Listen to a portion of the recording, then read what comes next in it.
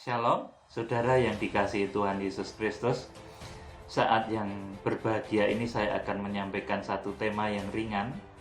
Ini saya beri judul bahwa di dalam Yesus tidak ada siksa kubur. Saudaraku, mungkin ada yang berpikir atau bertanya ke sana. Ini beberapa saat yang lalu ada yang bertanya tentang hal tersebut.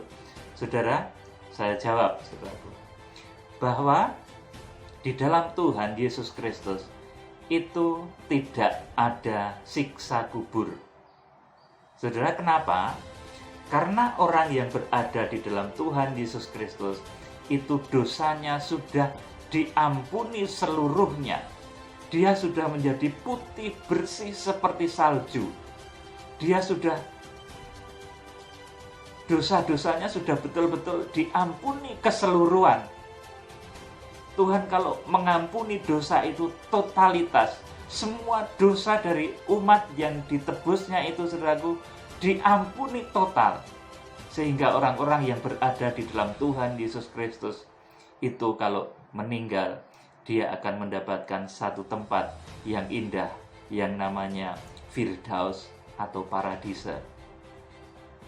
Mereka tidak diinterogasi malaikat juga, saudaraku, karena malaikat-malaikat hormat kepada Tuhan Yesus Kristus. Malaikat-malaikat semuanya hormat kepada Tuhan Yesus Kristus. Tidak akan ada yang berani, saudaraku, mengganggu gugat dari umat-umat yang sudah ditebus oleh Tuhan Yesus Kristus. Saudara, jadi ini, saudaraku, orang Kristen, orang yang mati di dalam Tuhan Yesus Kristus, dia tidak akan mengalami siksa kubur. Dia tidak akan mengalami, saudaraku, apa yang disebut interogasi ketika mau masuk di dalam alam yang disebut orang lain alam kubur, saudaraku. Mereka ditempatkan di satu tempat baik yang namanya Firdaus atau Paradise, saudaraku. Jadi Firdaus atau Paradise ini merupakan tempat penampungan bagi jiwa-jiwa yang mati di dalam kebenaran. Ini yang disebut oleh Tuhan Yesus Kristus ketika dia disalib dulu. Di sampingnya ada seorang penjahat yang menerima Tuhan Yesus. Kemudian Tuhan katakan, saat ini juga engkau akan bersamaku berada di Firdaus. Saudaraku, Firdaus itu bukan surga loh, saudaraku, belum surga. Itu tempat penampungan sementara bagi jiwa-jiwa yang selamat.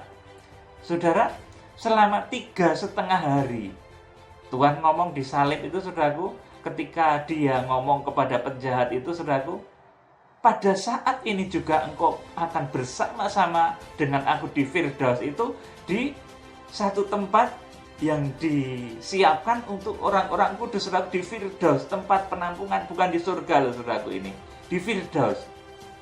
Karena setelah mati Tuhan bukan langsung dibangkitkan, tetapi berada di satu tempat yang namanya Firdaus itu dulu, saudaraku. Itu tempat-tempatnya yang ditempati juga oleh Abraham, yang ditempati juga oleh Lazarus, saudaraku. Itu tempatnya, saudaraku. Kemudian kalau Tuhan Yesus ini karena dia Tuhan, maka dia bangkit menjadi kebangkitan sulung bagi dunia ini. Saudaraku yang dikasihi Tuhan, jadi jiwa dari orang-orang yang mati berada di dalam kebenaran saat ini masih berada di satu tempat yang namanya Firdaus atau Paradise, saudaraku. Karena firman Tuhan ini harus digenapi. 1 Tesalonika 4 ayat 16 saya baca, sebab pada waktu tanda diberi, yaitu pada waktu penghulu malaikat berseru dan sangkakala Allah berbunyi, maka Tuhan sendiri akan turun dari surga dan mereka yang mati dalam Kristus akan lebih dahulu bangkit. Amin. Saudara, ini harus terwujud. Ini orang-orang benar sejak awal zaman hingga Tuhan Yesus Kristus datang. Itu bangkitnya adalah ketika Tuhan Yesus Kristus datang. Jadi baik Adam, kemudian juga Abraham, kemudian Daniel, Yeskiel, Daud, Salomo, Esra, Nehemia, Zakaria, Maleaki, Petrus, Yohanes, Yakobus, saudaraku, semuanya menunggu kedatangan Tuhan Yesus untuk dibangkitkan. Jadi kalau ada orang yang mengajarkan saat ini bahwa jiwa orang-orang kudus itu sudah di surga, itu keliru, saudaraku, betul-betul keliru. Karena firman di dalam 1 Tesalonika 4 ayat 16 ini harus digenapi. Harus ada kebangkitan dulu. Harus ada pengadilan kursi Kristus dulu. Saudaraku, baru nanti layak dinyatakan masuk surga, posisinya di dalam kerajaan surga. Kemudian Wahyu pasal 20, 21 masuk di Yerusalem baru. Jadi kalau ada orang yang mengajarkan saat ini jiwa orang-orang benar yang meninggal sudah di surga, itu keliru, saudaraku. Mereka sekarang masih berada di satu tempat yang namanya Firdaus atau Paradise, saudaraku.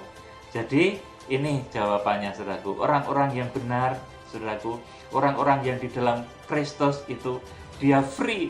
Ketika nanti meninggal, saudaraku, dia akan masuk ke dalam satu tempat yang nyaman, surga kecil yang namanya Firdaus atau Paradise. Saudaraku, mereka tidak diinterogasi malaikat, tidak ditanya ini itu, kalau salah jawab pukul, saudaraku, tidak. Malaikat tidak akan ada yang berani melakukan hal itu kepada milik kepunyaan Tuhan Yesus Kristus. Tuhan Yesus sudah katakan, aku menguasai segala kunci maut dan kerajaan maut ada di tanganku. Saudara, malaikat maut tidak akan ada yang berani menyentuh anak-anak kepunyaannya. Saudaraku, jadi kepada kepunyaannya, kepada jemaatnya, orang-orang yang percaya kepada Kristus, saudaraku, ketika nanti meninggal dunia, pertama, tidak akan diinterogasi oleh malaikat, mendapat kartu pas, salib, saudaraku, kartunya, saudaraku. Karena korban Kristus di kayu salib itu, saudaraku, mereka akan mendapatkan satu, ibaratnya begitu, jalan bebas hambatan. Langsung dimasukkan ke satu tempat yang namanya surga kecil atau Paradise, saudaraku, atau Firdaus, saudaraku. Tempatnya dulu Tuhan Yesus katakan ketika dia mau disalibkan, di sampingnya ada penjahat yang bertobat. Tuhan katakan, saat ini engkau akan bersama-samaku berada di Firdaus. Itulah tempatnya, saudara. Itu belum surga. Orang yang mati yang di samping Tuhan Yesus Kristus yang disalib, saudaraku, itu sekarang belum dibangkitkan. Tapi dia saat ini, orang mati itu, saudaraku, masih berada di Firdaus. Kalau Tuhan Yesus sudah dibangkitkan dan naik ke surga. Tapi orang yang mati, yang Tuhan katakan, saat ini juga engkau akan bersama-sama denganku berada di Firdaus. Penjahat itu saat ini masih berada di Firdaus, saudaraku, bersama-sama dengan orang kudus lain dari awal zaman hingga akhir zaman. Saudaraku, jadi ini yang harus saudara ketahui, bahwa orang yang berada di dalam Kristus, dia mendapatkan kartu bebas masuk di dalam surga kecil. Nanti ketika meninggal tidak diinterogasi malaikat, saudaraku, nggak ada malaikat yang berani interogasi milik kesayangan Tuhan Yesus Kristus. Nggak ada, saudaraku. Orang-orang yang benar yang berada di dalam Tuhan Yesus Kristus, saudaraku, itu menjadi orang-orang yang disegani di surga, saudaraku. Oleh karena itu, saudaraku, menjadi semakin yakinlah kepada Kristus. Karena Tuhan itu luar biasa. Dia yang menguasai alam maut. Dia sudah mengalahkan alam maut, kerajaan maut, dan kunci maut sudah ada di tangan Yesus, saudara. Tetapi, saudaraku, di pihak lain memang, saudaraku, ini orang-orang yang berada di dalam kesesatan, mereka berada di satu tempat yang namanya Hades. Saudaraku, kita akan membaca Lukas pasal 16 ayat 19 sampai 24. Ada seorang kaya yang selalu berpakaian jubah ungu dan kain halus, dan setiap hari ia bersukaria dalam kemewahan. Dan ada seorang pengemis bernama Lazarus, badannya penuh dengan borok, berbaring dekat pintu rumah orang kaya itu, dan ingin menghilangkan laparnya dengan apa yang jatuh dari meja orang kaya itu. Malahan anjing-anjing datang dan menjilat boroknya. Kemudian matilah orang miskin itu, lalu dibawa oleh malaikat-malaikat ke pangkuan Abraham. Nah, inilah yang disebut tempat yang disebut Firdaus atau paradise, di mana saudaraku Lazarus dan juga Abraham ini berada, di mana ini juga saudaraku penjahat yang dahulu di sampingnya Tuhan Yesus itu saudaraku yang bertobat dan menerima itu sekarang masih berada di sana. Sekarang pun Daniel, Petrus, saudaraku, Sadrak, Mesak, Abednego, saudaraku, Nabi Yeskiel, Yeremia masih di sana, saudaraku, di satu tempat yang namanya Firdaus. Mereka belum ke surga. Ke surga itu menunggu kegenapan 1 Tesalonika 4 ayat 16. Nanti ketika, saudaraku, penghulu malaikat berseru, kemudian Tuhan turun dari surga dan mereka yang mati di dalam kebenaran, saudaraku, akan dibangkitkan. Pada saat itulah, saudaraku, nanti baru ditentukan posisinya di kerajaan surga. Yang menentukan siapa? Tuhan Yesus, saudaraku. Jadi Tuhan Yesus itu ditunggu-tunggu segenap lapisan manusia segala zaman, dari zaman Adam hingga akhir zaman, saudaraku. Jadi sekali lagi, kalau ada orang yang menyampaikan, saudaraku, bahwa saat ini nabi-nabi terdahulu, Abraham, orang-orang yang benar itu sudah bersama Bapa di surga, itu keliru loh, saudaraku. Saya tidak mengatakan sesat, saya paling tidak suka mengatakan sesat ya, saudaraku, tapi keliru. Orang bisa keliru, kalau keliru bisa dibenarkan, tapi kalau dikatakan sesat itu tidak baik. Saya nggak suka bilang sesat, saudaraku. Jadi kalau ada orang mengatakan saat ini bahwa orang-orang benar itu sekarang sudah di surga, itu keliru. Betul-betul keliru. Karena nanti ketentuan di surga itu setelah dibangkitkan ketika 1 Tesalonika 4 ayat 16 ini digenapi, bahwa mereka yang mati di dalam kebenaran sejak awal zaman hingga Tuhan Yesus nanti akan dibangkitkan dalam keadaan yang tidak bisa binasa lagi, saudaraku, dalam tubuh kemuliaan. Kemudian, saudaraku, baru ditentukan posisinya di dalam pengadilan kursi Kristus namanya. Kalau bahasa kitab Wahyu disebut itu perjamuan kawin anak domba. Posisinya disebut ada tamu mempelai, kemudian ada keluarga mempelai, kemudian ada mempelainya, saudaraku. Itu kalau di dalam kerajaan itu pelataran, ruang kudus, dan ruang maha kudus. Itu juga merupakan nanti gambaran Yerusalem baru, mempelai wanita anak domba Allah. Jadi ini saya mengkoreksi orang-orang yang sering berkata saat ini orang-orang yang benar itu sudah di surga bersama Bapa, itu keliru. Mereka saat ini berada di satu tempat yang namanya Firdaus atau paradise, menunggu hari kebangkitan. Saudaraku, itu yang betul, saudaraku. Dan pada saat hari kebangkitan itulah nanti ditentukan posisinya di surga. Saudaraku, jadi luar biasa Tuhan ini, saudaraku. Saudara, kembali kepada topik. Jadi orang-orang yang mati di dalam kesesatan, saudaraku, ini nasibnya seperti orang kaya yang berjubah ungu, saudaraku. Dan ada seorang pengemis, Lukas pasal 16 ayat 20, dan ada seorang pengemis bernama Lazarus, badannya penuh dengan borok, berbaring dekat pintu rumah orang kaya itu, dan ingin menghilangkan laparnya dengan apa yang jatuh dari meja orang kaya itu. Malahan anjing-anjing datang dan menjilat boroknya. Kemudian matilah orang miskin itu, lalu dibawa oleh malaikat-malaikat ke pangkuan Abraham. Orang kaya itu mati juga, lalu ia dikubur, dan sementara ia menderita di alam maut, ia memandang ke atas, dan dari jauh dilihatnya Abraham dan Lazarus duduk di pangkuannya. Lalu ia berseru, katanya, "Bapak Abraham, kasihanilah aku, suruhlah Lazarus supaya ia mencelupkan ujung jarinya ke dalam air dan menyejukkan lidahku, sebab aku sangat kesakitan dalam nyala api ini." Saudaraku, ini bagi orang-orang yang di luar kebenaran memang ada siksa nyala api. Saudaraku, ketika nanti meninggal masuk alam kubur itu memang nanti ada siksa nyala api. Di dalam Lukas pasal 16 ayat 24 di sana dikatakan ada siksa nyala api yang panas.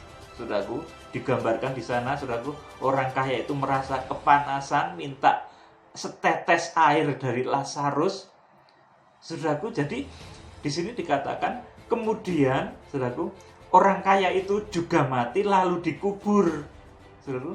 Dan sementara ia menderita sengsara di alam maut.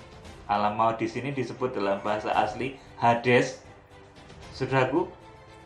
Disebut Hades, saudaraku. Ini satu tempat penampungan bagi jiwa-jiwa yang tersesat, bagi jiwa-jiwa yang tidak benar, bagi jiwa-jiwa yang tidak menemukan kebenaran dalam hidupnya. Mereka ditampung di satu tempat yang namanya Hades. Saudaraku, ini pun menunggu hari kebangkitan, tapi kebangkitannya beda. Bukan saat Tuhan Yesus datang. Orang-orang yang tersesat ini kebangkitannya nanti di akhir kerajaan 1000 tahun damai, bersamaan dengan dilepasnya iblis dari jurang maut, saudaraku. Kemudian, saudaraku, nanti orang-orang yang tersesat ini, saudaraku, nanti akan dibangkitkan, kemudian diadili di dalam satu pengadilan yang namanya pengadilan tahta putih, saudaraku. Jadi ini bedanya. Kalau orang yang di luar kebenaran, memang di alam kubur itu ada satu ratap tangis, ada satu siksa ya saudaraku. Nyala api yang panas, suasana yang tidak enak, suasana kesakitan saudaraku, suasana panas saudaraku, seperti yang dialami oleh orang kaya yang mati, yang diceritakan dalam Injil Lukas pasal 16 ini saudaraku. Oleh karena itu saudaraku, di sana saudaraku, mereka disiksa ya, karena memang dibiarkan oleh Tuhan, memang bukan milik Tuhan, jadi dibiarkan saudaraku.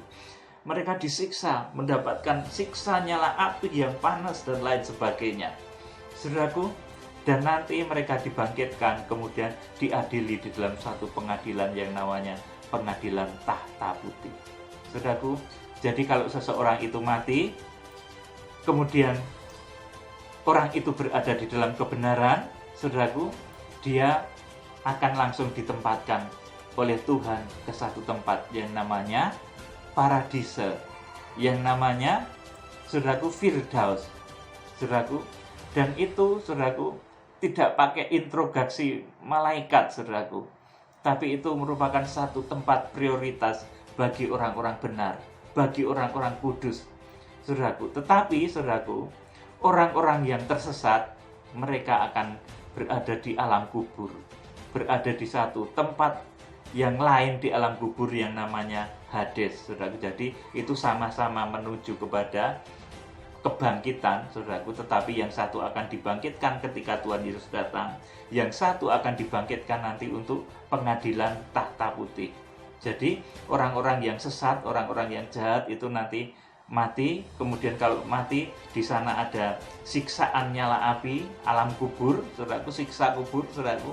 Kemudian sesudah itu dibangkitkan untuk diadili di pengadilan tahta putih. Jadi kalau orang mati kemudian nanti dibangkitkan, yang dijumpai adalah pesta perjamuan kawin anak domba, berarti dia orang benar, saudaraku. Tapi kalau orang itu mati kemudian nanti dibangkitkan, ketika dibangkitkan yang dihadapi ternyata, wah, pengadilan tahta putih ini pasti orang nggak benar, saudaraku.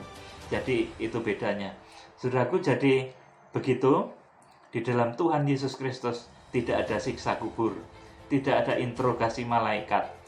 Orang-orang yang berada di dalam Tuhan Yesus Kristus adalah milik kepunyaan Tuhan Yesus Kristus, orang-orang istimewa. Dia adalah tubuh Kristus, saudaraku. Oleh karena itu malaikat pun tidak ada yang berani menyentuhnya, saudaraku. Malaikat tidak ada yang berani menyiksa, apalagi setan, saudaraku, dan lain sebagainya. Iblis, saudaraku, tidak akan berani menyentuh milik kepunyaan Tuhan Yesus Kristus. Salam penuaian, Tuhan Yesus Kristus memberkati. Haleluya. Amin.